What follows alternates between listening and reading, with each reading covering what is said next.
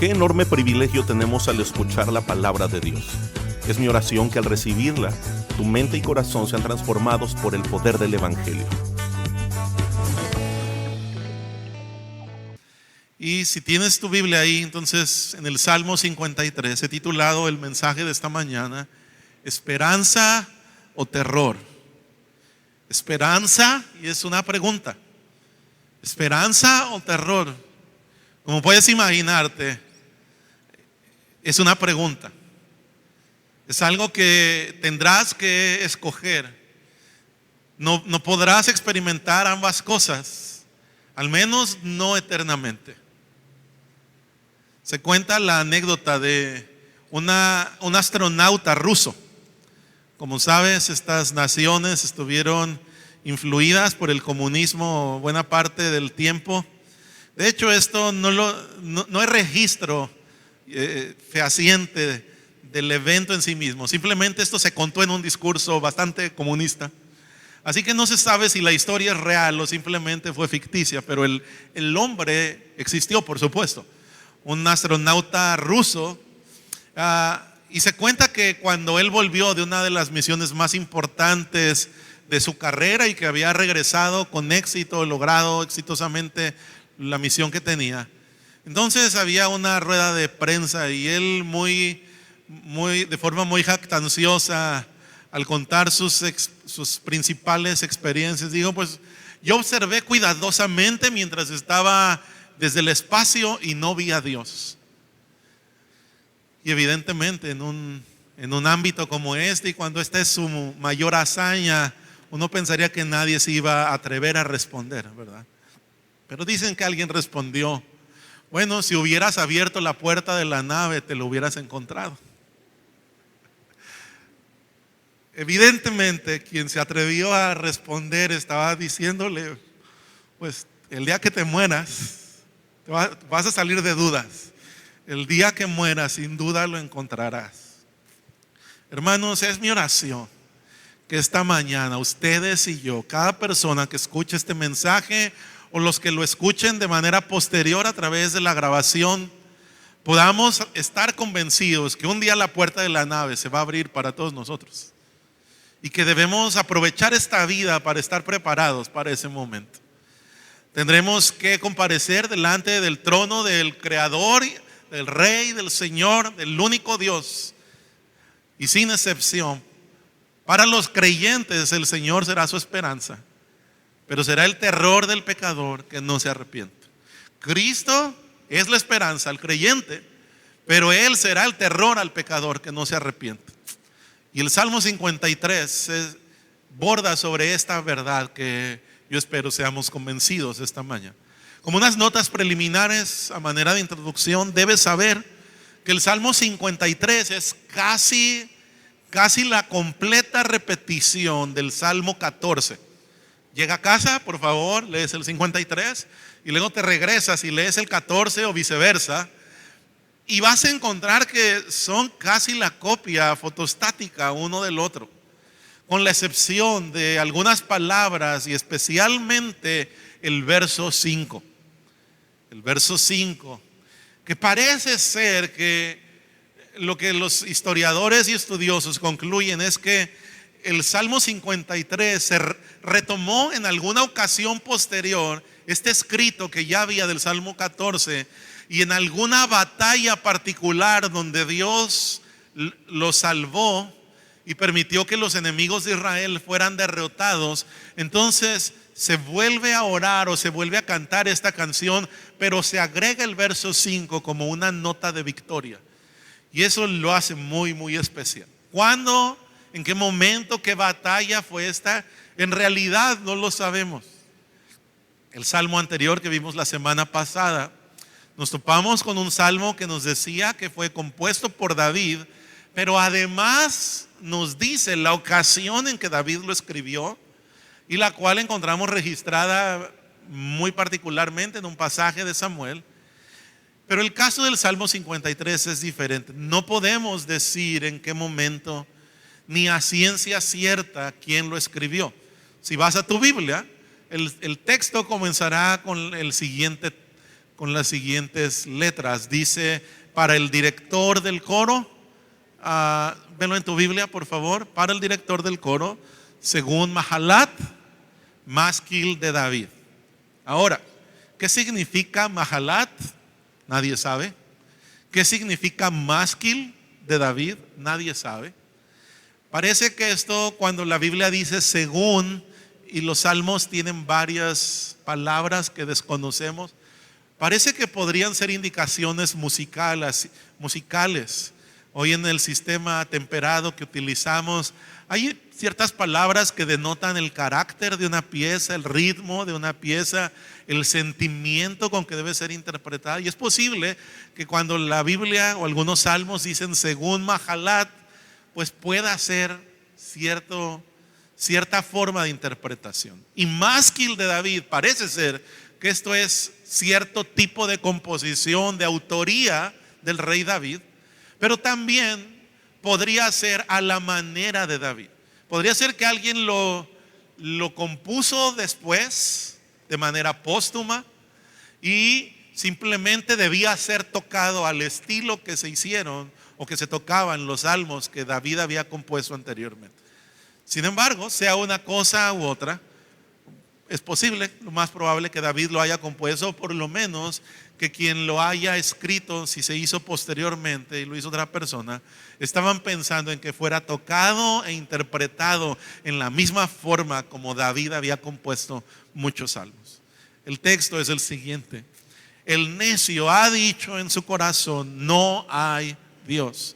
Se han corrompido, han cometido injusticias abominables, no hay quien haga el bien.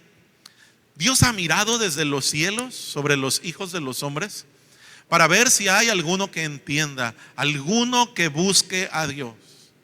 Verso 3: todos se han desviado, a una se han corrompido, no hay quien haga el bien, no hay ni siquiera uno. No tienen conocimiento los que hacen iniquidad, que devoran a mi pueblo como si comieran pan y no invocan a Dios. Y llegamos al verso 5: donde antes no había terror, allí tiemblan de espanto, porque Dios esparció los huesos del que acampaba contra ti. Tú los avergonzaste porque Dios los había rechazado. Oh, si de Sión saliera la salvación de Israel. Cuando Dios restaure a su pueblo cautivo, se regocijará Jacob y se alegrará Israel. El Señor bendiga esta que es su palabra. Señor, pedimos que hoy hables a nuestros corazones, tanto creyentes como a no creyentes, Señor, convenciéndonos de que Cristo es el mejor camino, el único camino que podemos tomar para estar en paz con Dios, para volver a estar reconciliados con nuestro Padre Celestial. El único camino de esperanza y de gozo verdadero. El único camino para la restauración y la transformación, no solo de la conducta, sino del corazón, de los pensamientos. Haz esta obra, Señor, en nosotros, tu pueblo. Nosotros somos los primeros que la necesitamos.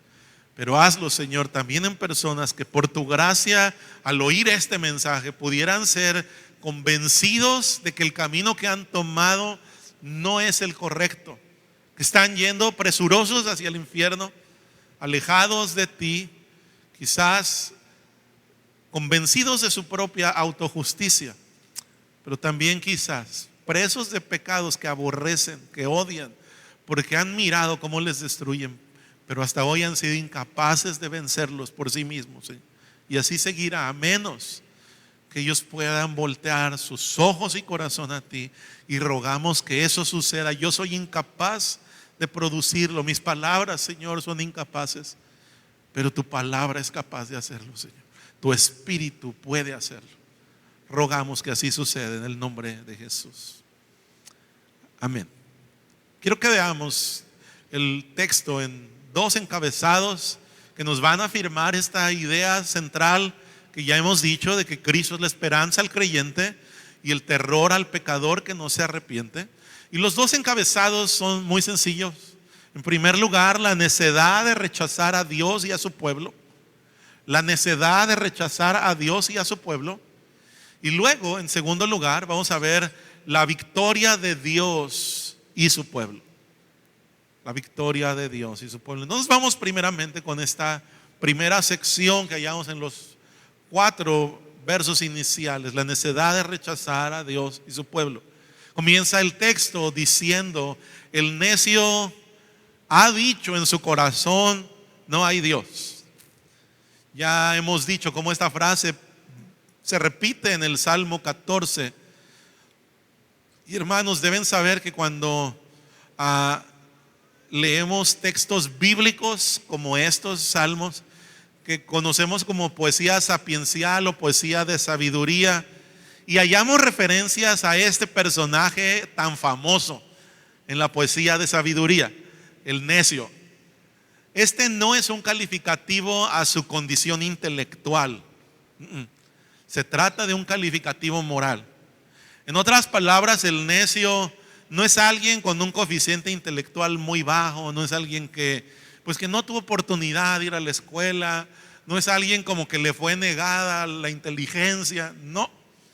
No, de hecho, el necio, por cómo tú lo miras conduciéndose, como la Biblia lo describe, en muchas ocasiones es astuto, es bien inteligente y podría ser hasta una persona con preparación, pero aún así ser necio, porque no se trata de su inteligencia, sino de la condición moral de su corazón, de su estilo de vida. Cuando ustedes y yo pensamos algo acerca de una persona, casi siempre nos basamos en sus acciones, en sus palabras, en sus actitudes. Si te dijeran descríbeme a tu esposo o a tu esposa o a tal persona que a lo mejor no te simpatiza mucho, seguro pensarías en sus acciones, palabras, actitudes. Lo sorprendente de este salmo y de muchos pasajes donde se nos habla de este hombre necio es que se nos presenta catalogado de esta forma, no principalmente por sus palabras ni por sus acciones, sino por algo que dijo en su corazón. ¿Te das cuenta? Se le califica como necio por un pensamiento que él tiene. Y su pensamiento que lo hace necio es, él piensa que no hay Dios. No es que cometió un crimen muy grande, tampoco es que profirió un insulto gravísimo contra alguien importante, no es que es grosero con la gente a su alrededor. Digo, es posible que lo sea. Vamos a ver a continuación la conducta del necio, pero el pasaje comienza hablándonos de su corazón. Él es necio en esta porción de la palabra, principalmente porque se dice a sí mismo que no hay Dios. Y como saben, iglesia, nuestros pensamientos, tus pensamientos, mis pensamientos moldean nuestras acciones. El que piensa que no hay Dios actuará como si no lo hubiera. Hablará como si no hubiera Dios. Tratará a las personas que lo rodean, enfrentará situaciones en la vida como si no hubiera autoridad alguna a la cual rendirle cuentas. Lo cual vemos en la siguiente frase del verso 1. Se han corrompido, han cometido injusticias abominables. No hay quien haga el bien. Ahora sí, ya nos habla de cómo se ha desviado en su propósito, cómo sus acciones son injustas y que de hecho, dice él, no hay quien haga el bien. Como pueden ver, el pensamiento de que no había Dios llevó al necio a todo un estilo de vida fuera del diseño que Dios estableció como justo. Y aquí nos topamos con otra palabra especial en la Biblia, la palabra justicia o su contraparte, injusticia. Ustedes y yo hablamos de justicia e injusticia para hablar de que los hombres reciban un trato equitativo, ecuánime, sin acepción de personas. Pero en la Biblia justicia es algo muy diferente. Justicia es simplemente un estilo de vida de acuerdo a los principios de Dios. O cuando se nos habla de la justicia de Dios, se nos está indicando la perfección moral de Dios. Así que cuando se nos dice que los necios cometen injusticias abominables. Lo que está diciendo es su estilo de vida transgrede la ley justa, la ley perfecta de Dios. Obviamente, cuando tratamos a alguien de manera inequitativa, cuando hacemos acepción de personas, cuando alguien despoja a otra persona o abusa de alguien indefenso, cuando alguien comete un asesinato, por supuesto es injusto. No solo porque esas personas no merecen eso, sino es injusto según la Escritura, porque eso transgrede la ley de Dios, la ley justa y perfecta de Dios para su humanidad. Con ese entendimiento, hermanos, no solo el robo o el asesinato son injusticias, la mentira es injusticia. La lujuria en nuestros pensamientos, aunque parece que nadie es afectado con eso, más que el que piensa eso, bueno, a la luz de Dios eso es injusticia. La pereza es injusticia delante del Señor porque transgrede su diseño divino para nosotros. Son injusticias porque actuamos y vivimos con estas acciones como si no hubiera Dios ni hubiera su ley. Ahora, no sé si ya notaste, pero el texto ha pasado en el primer verso de hablar del necio en singular a se han corrompido en plural. Y no crea que el salmista no fue a clases de hebreo o que los traductores no fueron a clases de español. No, esto es intencional. Hasta ahora todo iba muy bien. Vamos a averiguar quién era ese necio, cómo se llama, pónganle nombre y apellido. Como decimos aquí en México, que pase el desgraciado necio, ¿verdad? Pero no, tan pronto termina la primera frase, uno se da cuenta que el necio no es uno, son muchos. Se han corrompido, han cometido injusticias abominables. Bueno, Señor, no importa si son muchos. ¿Quiénes son los necios? Ok, final del verso 1. No hay quien haga el bien. Señor, ¿estás diciendo lo que creo que estás diciendo? Sí, eso es lo que está diciendo la Biblia. Todos sin Dios somos necios. La humanidad entera, cuando camina en sus pecados sin Dios, todos se han corrompido, todos hemos cometido justicias abominables. El verso 2 comienza diciendo: Dios mira desde los cielos sobre los hijos de los hombres para ver si hay, aunque sea alguno que entienda, alguno que busque a Dios. Y mira lo que dice el verso 3: todos se han desviado, a una se han corrompido, no hay quien haga el bien, no hay ni siquiera uno. Hermanos, la imagen poética es muy poderosa, porque es obvio que Dios no necesita ponerse a buscar si hay un justo. Dios lo sabría porque Él lo sabe todo. Pero el poeta que compuso este salmo en esta forma literaria dice: el Señor mira desde los cielos, para poner en relieve cómo el Señor presta atención, cómo Él conoce cada una de nuestras acciones, palabras, pensamientos de cada ser humano. No importa el lugar, ni la época, ni la condición, Él nos conoce. Y dice: Dios mira a todos los seres humanos para ver si hay alguno que entienda. Y el diagnóstico de Dios es que al ver la humanidad entera, no hay, hermanos, tan solo uno, ni siquiera uno. Todos nos hemos desviado. Dios mira para ver si hay alguno que rompa este ciclo de necedad, de vivir como si Dios y su ley no existieran. Alguien que fuera todo lo contrario al necio. ¿Y cómo describe Dios al hombre que sería lo opuesto al necio? Es curioso porque no dice Dios mira desde los cielos para ver si hay alguien que no viva en necedad, pero no dice eso. Nos lo describe con otras palabras. Extrañamente nos lo describe como alguien que busque a Dios. Y aquí es donde nuestro concepto de espiritual es desafiado, es retado. No importa si eres católico, cristiano evangélico, de alguna otra denominación, de alguna otra religión basada en la Biblia, que es la mayoría de la gente en nuestra cultura. No importa si eres ateo y tienes algún concepto de cuidado de tu alma, alguna forma de espiritualidad, es retado por esta porción de la palabra de Dios. Pensando en la gente religiosa, que la mayoría de la gente en nuestra cultura y en nuestra sociedad profesa alguna creencia.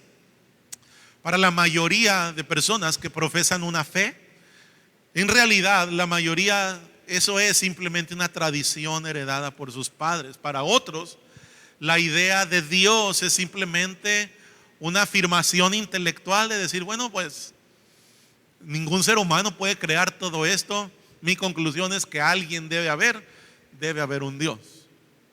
Lo cual es cierto, pero es tan frío como decir que debe haber energía eléctrica porque el ventilador está girando. No hay ninguna relación, no hay ningún conocimiento de la electricidad, simplemente es una conclusión fría y técnica. Pero presten atención, la contraparte del necio no es aquel que afirma que Dios existe, no es el que hace buenas obras, no es el que heredó una tradición, ni siquiera el que lleva una vida moral.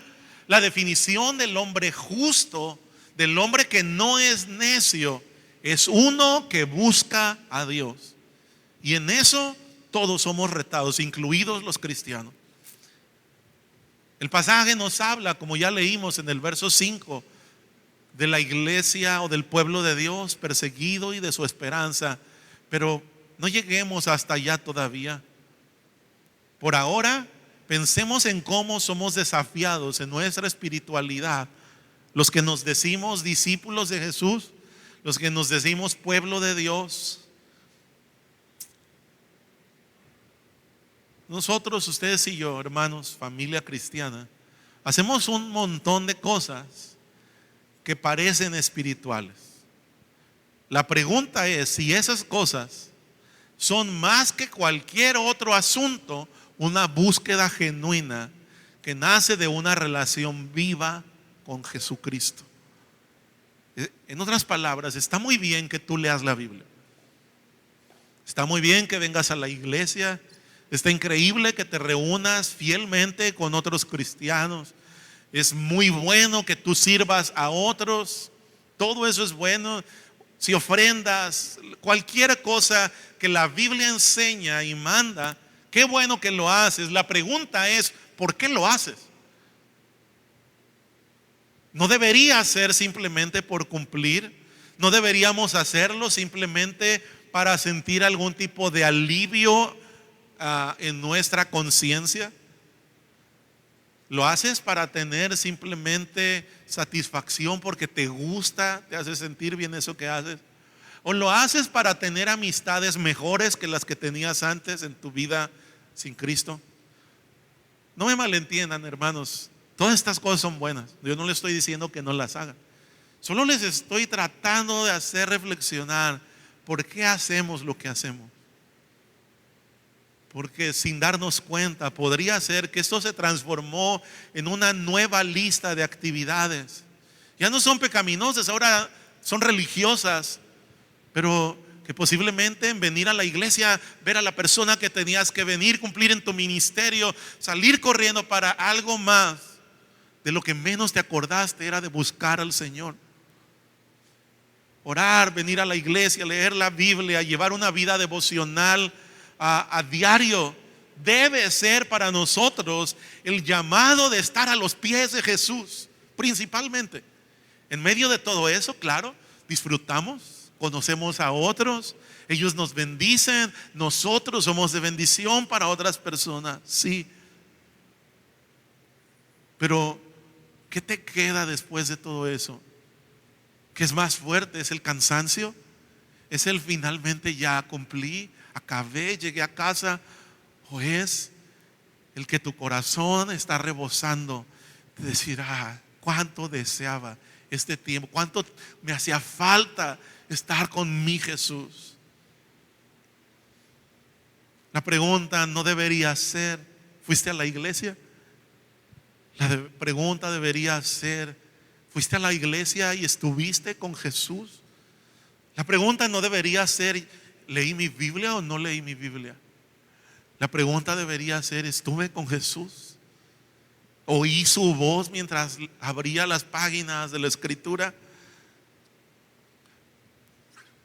¿Pude mirar a Jesús en las personas con las que estuve y pude mostrárselos al orar por ellas y hablar de mi Cristo? Hermanos, hasta ahora el pasaje nos ha mostrado cómo la humanidad entera sin Dios nos hemos desviado, contaminado y nos hemos hecho necios, no solo en nuestros pensamientos, aunque todo comienza en el corazón, pero también en nuestras obras. Y por otra parte nos ha mostrado lo que debería ser lo contrario: alguien que busca al Señor.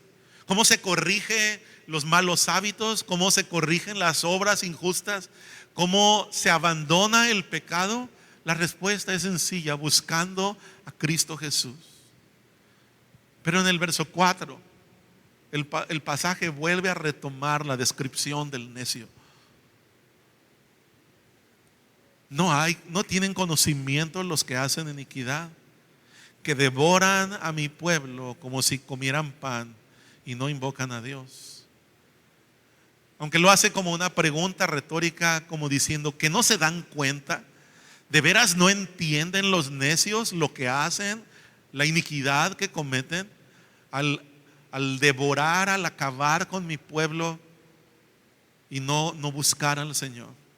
Y este verso, en esta pregunta y la descripción que hace de los necios atacando al pueblo de Dios, a los discípulos de Cristo, nos muestra lo que podríamos pensar, hermanos, lo que podríamos considerar como la mayor evidencia, como el pico más alto en la evidencia de alguien que se ha rebelado contra Dios. Aquellos que no solamente dicen Dios no existe, sino comienzan un activismo contra todo aquello que representa el creer en el Dios verdadero. Ellos no solamente no reconocen a Dios como máxima autoridad, sino que además vuelven como una meta de sus vidas el ir en contra de todo aquello que sí se somete a Dios y a su palabra. Yo no sé cuántos de ustedes recuerdan su vida antes de ser salvos, antes de ser perdonados por el Señor Jesús. ¿Cuántos todavía recuerdan, aunque sea un poco? Levanten su mano, porque no debería olvidarse lo que vivimos con el Señor. Pueden bajar su mano. Ahora, quiero dirigirme particularmente a aquellos de ustedes que no nacieron en medio de una familia cristiana. Que tú naciste y por una cantidad buena de años tu familia no había alguien cristiano, no era que la abuelita o el papá, sino que tenían alguna otra forma religiosa o no religiosa, pero sin ser cristianos. Y ustedes no me van a dejar mentir que conforme uno más se aleja del Señor, tu entendimiento y tu rechazo por las cosas de Dios aumentan. Tu entendimiento se entenebrece un poco más, pero también ese rechazo hacia la gente que es muy espiritual, muy cristiana, como que va aumentando.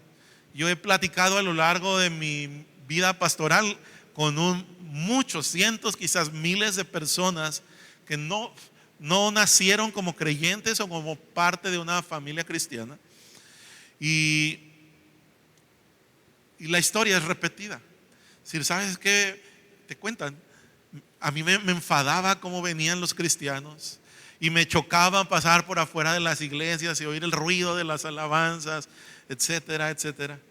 Y no te estoy hablando de personas a las que les dieron un mal testimonio o que conocieron uno de esos cristianos que se dice cristiano pero actúa como el mismo Satanás. No, simplemente ellos no te saben decir por qué había ese rechazo. La razón de por qué eso sucede muchas veces es que la naturaleza pecaminosa, la naturaleza del hombre que todavía vive en pecado, como vivimos ustedes y yo, no solo rechaza a Dios, sino también rechaza a su pueblo. No solo rechaza a Dios, también rechaza a su pueblo.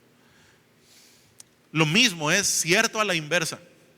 Una de las primeras evidencias que tú notas de un nuevo creyente, de un creyente verdadero, es su necesidad de integrarse al pueblo de Dios. Tenemos muchas preguntas cuando llegamos a la iglesia. No sé si te acuerdas, pero seguramente tenías preguntas acerca de quién era el que predicaba, por qué cantaban canciones diferentes, por qué levantaban las manos, o viste a alguien llorar, por qué esa persona llora. Pero cuando alguien nace de nuevo y viene a Cristo, de pronto esas preguntas se vuelven la cosa menos importante, porque hay un amor que nace por Dios y un amor que junto con eso nace por su pueblo. De pronto esas personas que antes te caían tan mal, algunos de esos se convierten en personas cercanas a ti, algunos de ellos se vuelven mejores amigos o personas que te bendicen en tus primeros pasos con el Señor. Hermanos, ese debería ser una buena autoevaluación para nosotros, para nuevos creyentes, de manera que tú puedas valorar cómo la obra que Dios está hecho, esto está sucediendo en mí, esto ha sucedido en mí, este amor por el pueblo de Dios está presente en mi vida cristiana, porque ahora ellos son ahora tu familia, tus hermanos y los hijos del mismo que es tu Padre. Pero evidentemente es de esperarse que la gente sin Cristo, de quienes Jesús dijo, ustedes son hijos de su padre el diablo, y eran gente bien religiosa, es de esperarse que ellos tengan esta actitud de animadversión contra quienes son discípulos de Jesús. Nuestro mismo Señor Jesucristo anticipó esto hablando a sus discípulos en Juan capítulo 15 versos 18 al 20. Si el mundo os odia, sepan que me ha odiado a mí antes que a ustedes. Si fueran del mundo, el mundo amaría lo suyo, pero como no son del mundo, sino que yo los escogí de entre el mundo, por eso el mundo los odia. Acuérdense de la palabra que yo les dije: un siervo no es mayor que su Señor. Si me persiguieron a mí, también los perseguirán a ustedes. Palabras claras, hermanos. Ahí estás advertido. No hay engaño. Ser creyente no será fácil. Recibirás el rechazo de los que antes te aplaudían, de los que antes te amaban y te celebraban tu pecado, tu injusticia. Pero hermanos cristianos, familia cristiana, escuchen bien, estos versos de ninguna manera deberían hacernos sentir como víctimas. No, al contrario, deberían alentarnos de saber que nuestro Señor y Salvador iba delante de nosotros, mostrándonos el camino, y estuvo dispuesto a ser rechazado y perseguido y sufrir por nosotros. De manera que estos versos nos alientan a ser un poco más atrevidos compartiendo de Cristo con otros, a ser más arriesgados ante la posibilidad de que tú seas rechazado o tu familia sea rechazada. Si levantas la voz por defender la verdad o por anunciar con amor a Cristo, estos textos nos alientan a ser más insistentes con alguien que ya le hemos compartido el evangelio, pero en el pasado rechazó. Quizás te cerró la puerta, física o metafóricamente hablando. Ser insistentes cuando parece que es tiempo, pero también, como decía el apóstol Pablo, cuando parece que no es buen tiempo, cuando parece fuera de lugar. Hablar el evangelio, presentar a Cristo, a pensar no solo en la actividad cristiana dentro de las cuatro paredes de la iglesia, sino en ir a las personas fuera de estas paredes para amarla, para servirla, para abrazarlos, sabiendo que eventualmente en algún momento, si no de todos, por algunos recibiremos rechazo. Familia, escuchen. Hermanos, Iglesia Emanuel, escuchen como si esta plática estuviera predicándote cara a cara, solos tú y yo. Este es tu llamado y es el mío. A esto es que fuimos llamados. Hermanos, yo debo decir, como pastor de esta iglesia, nuestra iglesia es débil en el evangelismo. Debemos crecer en estas verdades.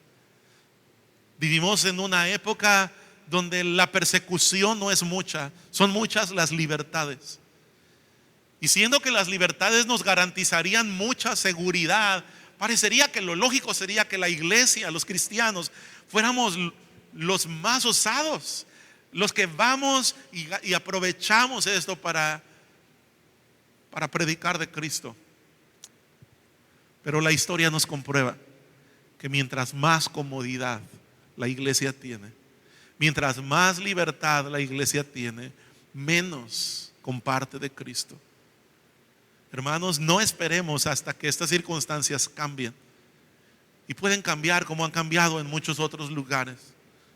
Así que, hermanos, cuando estoy hablando de estas cosas, no esperes, por favor, que el próximo domingo haya una tarde de evangelismo donde un puñado de la iglesia que quizás ya está haciendo muchas cosas, ahora asume otra actividad para ir a una nueva actividad.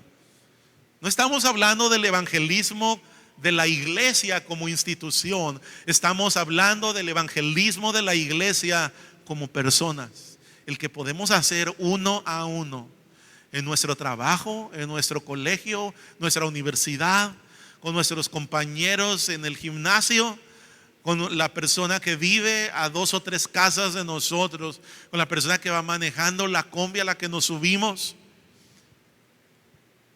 Tomar 10 o 15 minutos con alguien con la finalidad de hablar el evangelio. Hermanos, estos pasajes deberían animarnos a invitar a alguien el próximo domingo con nosotros a la iglesia, o a alguien a tomar un café para presentarle a Cristo como su Salvador.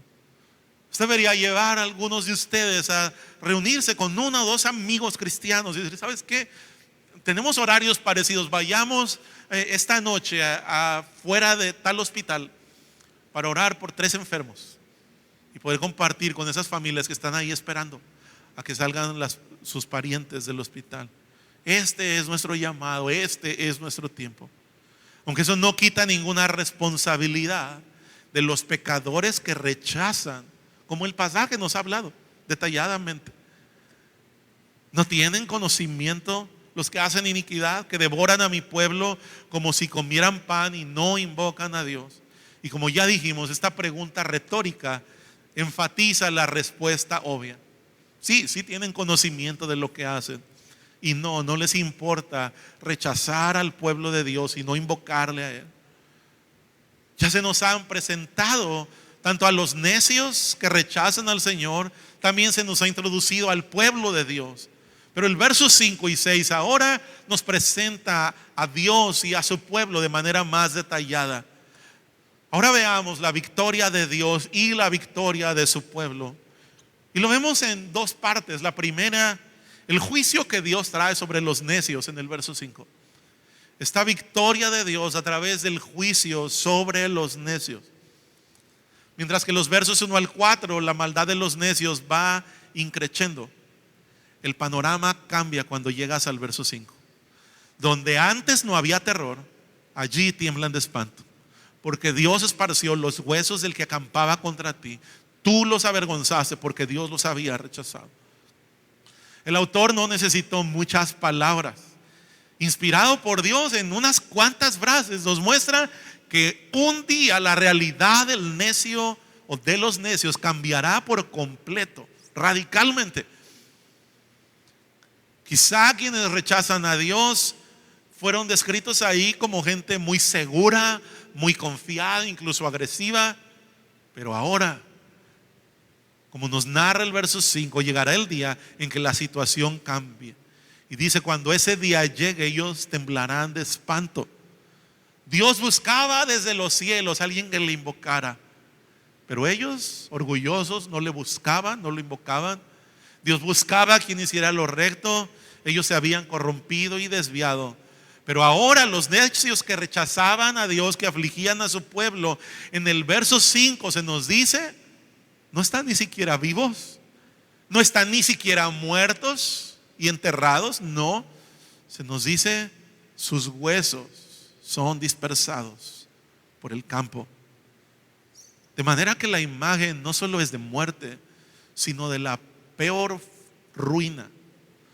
Hoy nosotros en día, incluso viviendo en un país tan violento como el tiempo en que tristemente vive México, aún así, hermanos, no estamos acostumbrados a ver en las calles cadáveres y mucho menos huesos de cadáveres que no fueron enterrados. Pues desde aquellos años en los que este verso se escribió, por lo menos tendrá 3000 años, desde aquellos años se tenía conciencia de que incluso un criminal o un ejército enemigo merecía el que los cuerpos fueran sepultados. Incluso alguien indigno de esta forma merecía la sepultura. La idea de que un cuerpo muerto quedara expuesto tras una guerra, tras una plaga, y que sus huesos acabaran regados, era el sinónimo, y lo vas a hallar en distintas partes de la Escritura, de que alguien había caído en la peor desgracia y deshonra, y con frecuencia terminaron así quienes rechazaron al Señor. Por supuesto, la Biblia no nos está llamando a iniciar una nueva cruzada en el siglo XXI. Esto no nos está llamando a hacer matazón por algún lugar donde haya mucha incredulidad. No, es una imagen poética, como puedes entender, que nos permite vislumbrar cuál es la condición que espera al alma de quien en vida rechazó al Dios verdadero. La humanidad no rechaza a Dios porque la evolución o el Big Bang o cualquier otra teoría sean más fáciles de creer que la Biblia. No, por eso siguen siendo teorías, tienen un montón de huecos. Los hombres, tanto los más inteligentes como los que tienen menos preparación, cualquier ser humano que rechaza a Dios, no es porque los argumentos científicos no le satisfacen. No, Señor. En el fondo es porque no queremos reconocer nuestra condición pecadora para luego someternos a Dios y a su ley. Eso es todo el obstáculo. Pero hermanos, yo debo recordarles que un día la puerta de la nave se abrirá. Sea lo que tú creas, lo que creas, un día finalmente cruzaremos el umbral de la muerte para enfrentarnos a nuestro Creador. O si Cristo viene, los tiempos acabarán y toda la humanidad tendrá que comparecer. Hayas creído o no, hayas venido a la iglesia o no, ese día nadie tendrá excusa. Romanos capítulo 1, verso 20 nos dice que la creación misma nos comunica que hay un creador divino. Dice de la siguiente manera: porque las cosas invisibles de Él, su eterno poder, su deidad, se hacen claramente visibles, o se han visto con toda claridad, siendo entendidos por medio de todo lo creado, de manera que no tenemos excusa. En otras palabras, si alguien incluso nunca hubiera escuchado, simplemente por ver todo lo creado, tendría que llegar a la conclusión de que tiene que reconocer a un Dios creador de todo y vivir bajo su ley. Hermanos, un día vamos a estar delante de Él. Jesucristo no estará más como un niño indefenso. Él no vendrá una segunda vez para morir como un siervo sufriente, como fue en su primera venida. Él vino en esa primera ocasión para establecer un camino de reconciliación para los pecadores, para que ninguno perezca eternamente. Pero la segunda vez Él vendrá como un juez con toda justicia y ejecutará la justicia, condenando eternamente a los que se mantuvieron en este rechazo, a los que se mantuvieron en esta injusticia de su pecado. Muchos de ellos tendrían religión, muchos de ellos tendrían su propia idea de espiritualidad. Algunos de esos que serán condenados habrán vivido vidas con una buena medida de moralidad y ética y civismo. Debes saber, el infierno está lleno de buenas personas, de personas que humanamente uno podría calificar de buenas, pero que vivieron como necios por un solo pensamiento: no hay Dios. El llamado es la buena noticia. es que todavía este es el día de la amnistía. Este es un día donde Dios todavía está llamando a los pecadores a arrepentirnos de nuestros pecados. Todavía puedes clamar a Jesucristo y decirle: Señor, perdóname, reconcíliame con el Padre, dame un nuevo corazón, hazme parte de ese pueblo al que tú vas a defender, por el cual vas a abogar. ¿Por qué? Porque es solo ese grupo de personas que se han arrepentido de sus pecados, que han venido a ser adoptados como pueblo de Dios, son los únicos a los que Dios promete libertad, vida y gozo. Mira lo que nos dice el verso 6, y esta es la parte final del texto: la victoria de Dios en la liberación de su pueblo. Oh, si de Sión saliera salvación, saliera la salvación de Israel. Cuando Dios restaure a su pueblo cautivo, se regocijará Jacob y se alegrará Israel. Oh, si de Sión saliera la salvación. Esta palabra Sión es un nombre muy especial en la Biblia. Lo vas a encontrar principalmente en los Salmos. Sión tiene un significado tanto histórico como espiritual. Déjame explicarlo muy rápidamente. En primer lugar, Sión fue una fortaleza. Ustedes sabrán que el rey David fue el segundo rey de Israel, el más brillante de todos, no solo por sus éxitos. Hubo reyes más exitosos militarmente y económicamente, pero por el esplendor espiritual que la nación vivió bajo su reinado. David es el rey más brillante de todos. En su tiempo, cuando él comenzó a reinar, Jerusalén no era la capital. Jerusalén comenzó a ser la capital bajo el reinado de David, pero lo primero que David conquistó en Jerusalén fue una fortaleza que era de los jebuseos. Ustedes pueden encontrar la historia en 2 de Samuel capítulo 5 verso 7. Esta fortaleza se llamaba Sión y se convirtió en propiedad de David cuando él la conquistó. Y aunque era una fortaleza, algo realmente pequeño, a lo que podremos llamar como un palacio, un castillo en nuestros días, y de hecho un castillo bastante pequeño para lo que nosotros hemos visto en la televisión, pero esa fortaleza se le llamó pronto la ciudad de David. Conforme los escritos fueron desarrollándose, este concepto de Sión como una fortaleza o una ciudad se amplió también para incluir el templo de Dios, el lugar donde habitaba la presencia de Dios. Por ejemplo, el Salmo 132 dice: porque Jehová ha escogido a Sión, la quiso por habitación para sí. Este es siempre el lugar de mi reposo, aquí habitaré porque lo ha querido el Señor.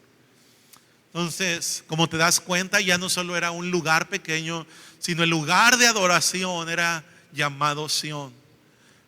Pero el tiempo siguió transcurriendo y la idea de Sión se amplió todavía más para incluir a todo el pueblo de Dios como el lugar donde Dios habitaba. El profeta Isaías escribe en el capítulo 1 de su libro: Sión será rescatada con juicio y los convertidos de ella con justicia. Así que ya no solo es la ciudad o la nación, sino todo el pueblo de Dios. En el Nuevo Testamento hay realmente muy pocas menciones o alusiones a Sión. La principal la encontramos en el libro de Hebreos capítulo 12 verso 22. Hebreos 12, 22. Vosotros en cambio ustedes en cambio se han acercado al monte Sión, a la ciudad del Dios vivo, la Jerusalén celestial, a miriadas de ángeles, a la asamblea general e iglesia de los primogénitos que están inscritos en los cielos, y a Dios el juez de todos, y a los espíritus de todos o de los justos hechos ya perfectos. De manera que en el Nuevo Testamento Sión es también la iglesia formada por todos los que hemos sido redimidos en el Señor. Y finalmente, aunque no es mencionada en Apocalipsis 21 y 22 de manera literal como Sión, estos dos capítulos nos presentan una ciudad, la ciudad santa. Ahí se llama la Nueva Jerusalén, pero es escrita en los mismos términos, como un lugar fuerte y seguro donde Dios habita con su pueblo, donde ellos serán liberados finalmente de todos sus enemigos. No solo los enemigos humanos que pudimos enfrentar ustedes y yo, sino, hermanos, de los principales enemigos que realmente afligen y atentan contra nuestra eternidad y nuestra alma: el pecado, la muerte, Satanás. Ahí, junto con esos grandes enemigos, serán vencidos también el dolor, la enfermedad, la culpa, la condenación. Nuestros enemigos verdaderos, el pecado, la muerte y Satanás, serán condenados eternamente, porque no es un anhelo, mis hermanos, es una promesa. De Sión saldrá la salvación para Israel. Ese día Dios restaurará a su pueblo, y nosotros, ustedes y yo, nos regocijaremos con el Señor. Hay un día en donde todas las cosas serán restauradas, hermanos, y es nuestro gozo que vivimos para ese día, aunque desde ahora disfrutamos y anticipamos la salvación que el Señor nos ha dado.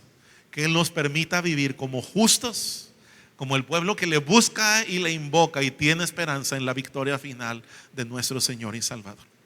Padre, damos gracias por tu palabra y rogamos que podamos vivir constantemente pensando en Sión, pensando en la ciudad de victoria, en tu pueblo victorioso, en esta condición, Señor, donde tú nos has llamado a vivir eternamente contigo, pero que no comenzará hasta el día que muramos, comenzará desde ahora, Señor, con un pueblo entendido que te busca, que te invoca.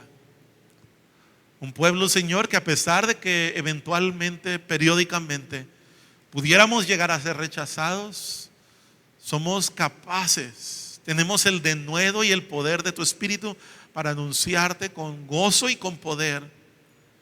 Quizás las palabras sean sencillas, Señor, quizás nuestro mensaje sea breve, pero vendrá de tu palabra y por ello será contundente y cambiará corazones.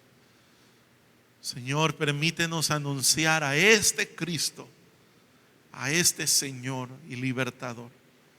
Rogamos, oh Dios, para que podamos vivir con gozo y esperanza, sabiendo que Cristo es la esperanza al creyente, pero también podamos llevar el anuncio a todos aquellos que aún no caminan contigo, Señor, para que muchos más conozcan esta libertad a la que tú nos has llamado y nos has regalado en Cristo Jesús. Amén.